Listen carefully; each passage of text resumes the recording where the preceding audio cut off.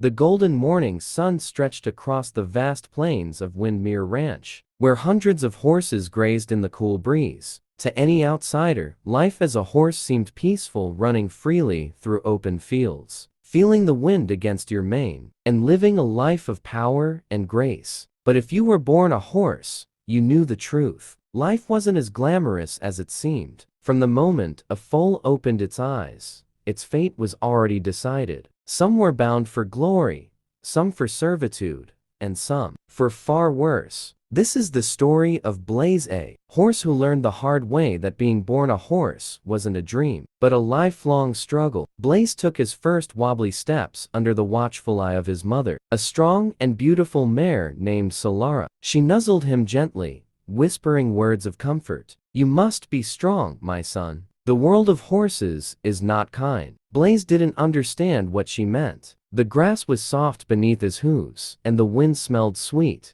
How could life be anything but wonderful? But soon, he realized that he wasn't free. None of them were. Within days, human hands were on him, checking his legs, his muscles, his form. "He's got a strong build," a rancher said. "Might make a good racehorse." And just like that, Blaze's destiny was sealed. At just a few months old, Blaze was taken from his mother and placed in a training camp for young colts. Gone were the open fields. Instead, there were fences, tight stalls, and endless hours of grueling training. Blaze was forced to run faster than he ever thought possible, his hooves pounding against the track as a human barked orders. He was fitted with a metal bit in his mouth, yanked left and right as he struggled to understand the commands. One day, exhausted and sore, he stumbled. The trainer lashed him with a whip. "Get up," the human shouted. "Horses that can't run are useless." Blaze quickly realized that no one cared about his pain or exhaustion. He had to be strong, or he would be discarded like so many before him. By the time Blaze was 2 years old,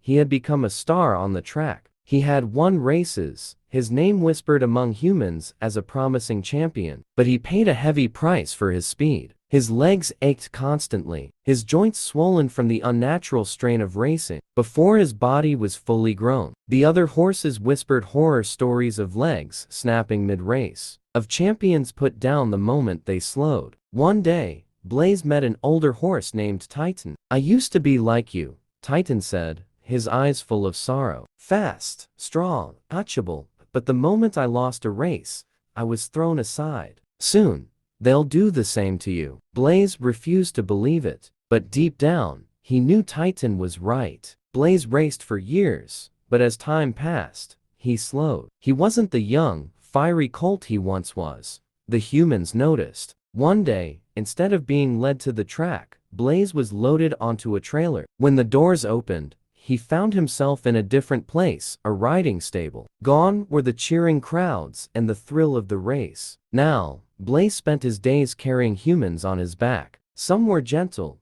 but others were rough, yanking at his mouth with the reins, kicking his sides without care. Blaze longed for the freedom of his youth, but freedom, he realized, was something horses were never truly given. As Blaze grew older, he was sold again, this time to a farm where he was expected to pull heavy carts. His body, once built for speed, struggled with the weight of the loads. His back ached, his legs trembled, but no one cared. He met other horses who had suffered similar fates. Former racehorses, work horses, carriage horses, all used until they could no longer serve. One of them, an old mare named Daisy, sighed. "Humans only love us when we are useful. Once we can't run, jump, or carry, we're nothing to them." Blaze lowered his head. He had spent his whole life working for humans, and in the end, this was his reward. Blaze had seen the trailers come and go, carrying away horses that were too old, too slow, or too injured to be of use. None ever returned. He overheard the humans whispering one day. "Blaze isn't much good anymore," one said. "We should send him to the auction." Blaze didn't know exactly what that meant, but he had heard the older horses talk about auctions, the last stop before the slaughterhouse. A chill ran through him. Was this how it ended? That night, Blaze made a decision. If he was going to disappear, it wouldn't be in a trailer heading for a dark, unknown fate. When the humans left for the night,